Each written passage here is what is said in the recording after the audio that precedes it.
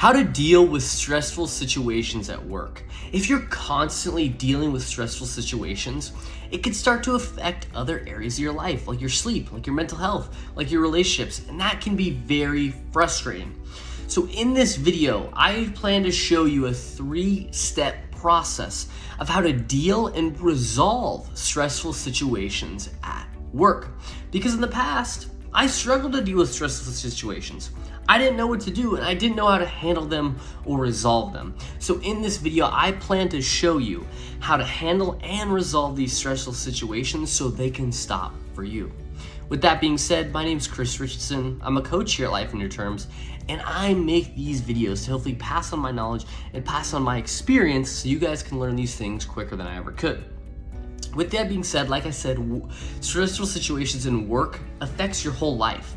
So I think the balance wheel is going to be a really good tool in this video. You can take it in the description below. The reason I recommend the balance wheel because it'll show you your whole life.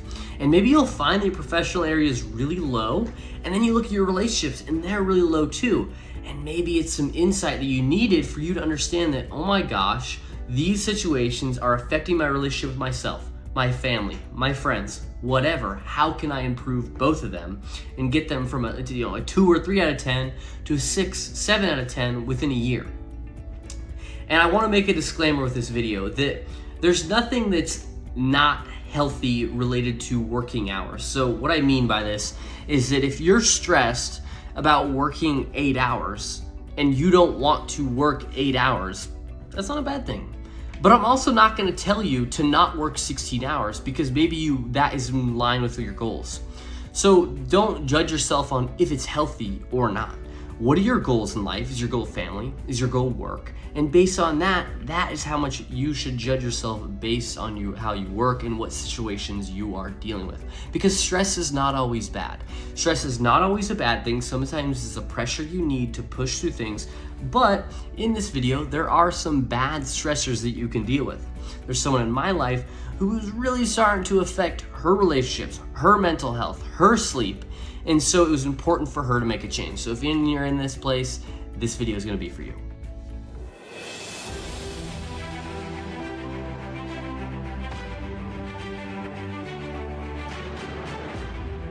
So the first step in the process is simply to understand, recognize your stress triggers and be able to understand those triggers. So what people, what situations, what environments trigger these stressful situations? So for me in the past, I work at Costco as my day job, and what would trigger some stress is having to do an upsell, and it had to be a quick upsell. But that's not bad stress to me. That was a stressful situation that actually pushed me to grow.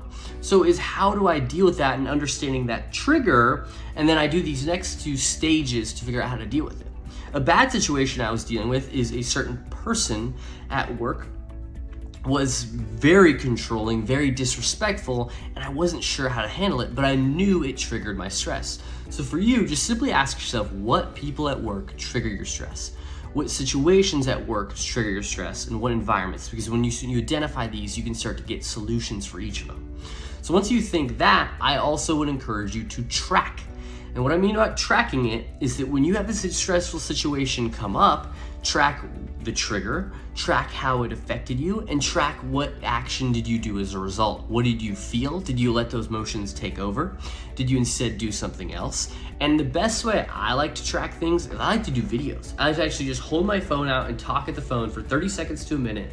I can get through the whole situation. I do this every week after MMA for what I learned that practice, but I also do it for really good ideas I had or situations I've had. So I like videos.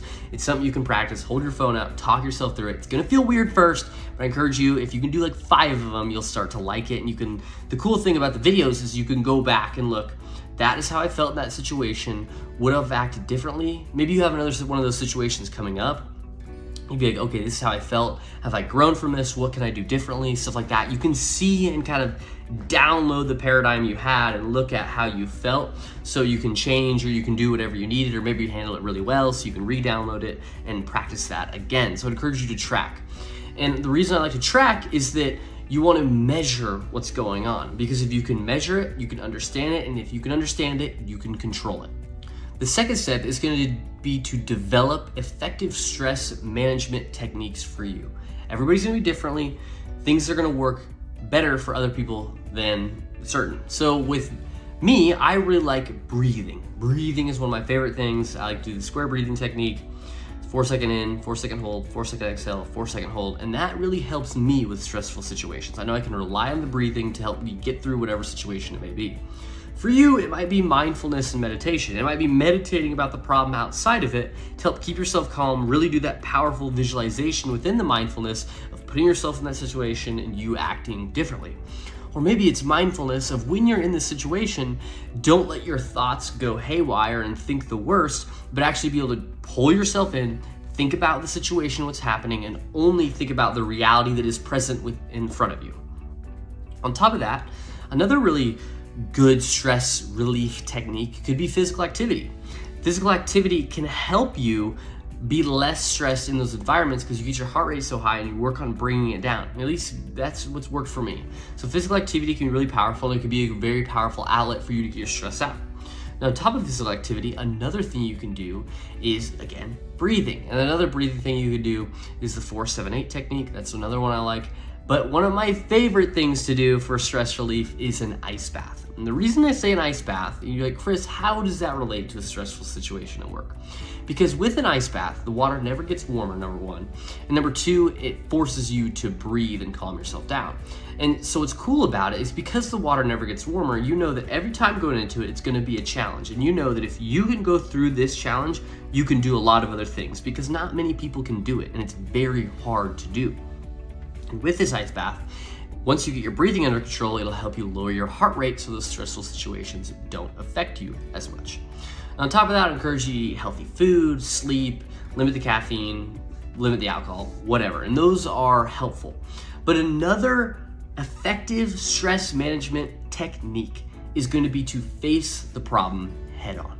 Maybe it's that confrontation you don't want to have. For me, it was those sales situations and that confrontation with that manager. It was really that I had to break that down and figure out how was I going to make sure that those things changed so that I was able to, number one, be a better salesperson and handle that situation, but number two, not be disrespected. I'm gonna get to that in the next point.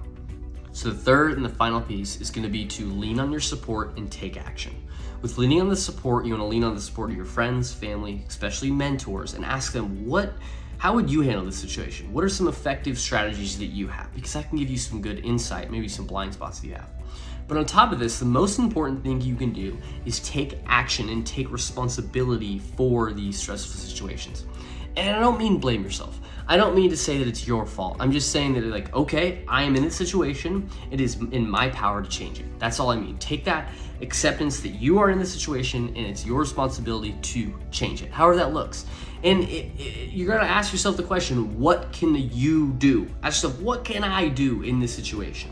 Is it the hard conversation? And that might be a lot of these stressful situations. If someone's treating you bad or there's a bad culture within the environment, what hard conversation do you need to have? Because the alternative is that you're miserable or you have to leave the job, and maybe you don't want to leave the job, so it's that hard conversation you need to have. Maybe it's a hard conversation with yourself. For me in that sales situation, I had to ask myself, am I just kind of being fearful of what's going on? And that's what it was, because sales is a really good skill for me to have, and so I had to face that head on. And so having those hard conversations will yield you so much results in this area. Now, on top of hard conversations, ask yourself, do you need to leave this environment or this situation? Is it something that, you know what, I don't want to deal with this anymore, I need to make a transition? And that's who the person in my life, what they had to do. They had to leave the situation because that situation was not something they wanted to be in anymore. So you want to ask yourself, what can you do and what action can you take to mitigate these stressful situations, and what habits can you put in place to help lower your stress related to it? What needs to be done to make this change? And another thing you can do, one of the things I've learned the last year, is start saying no.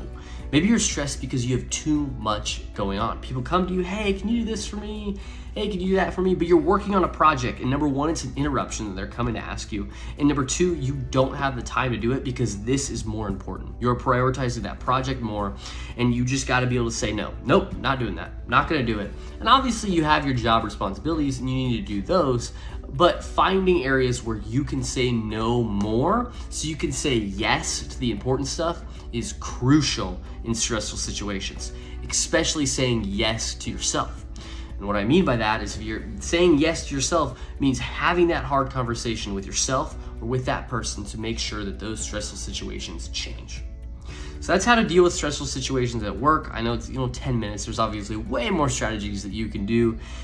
And with that being said, if you guys will comment, that helps me know what is working in these videos. What are the things you like? What do you want to see more of? And on top of that, if you'll like and subscribe, that's the icing on the cake.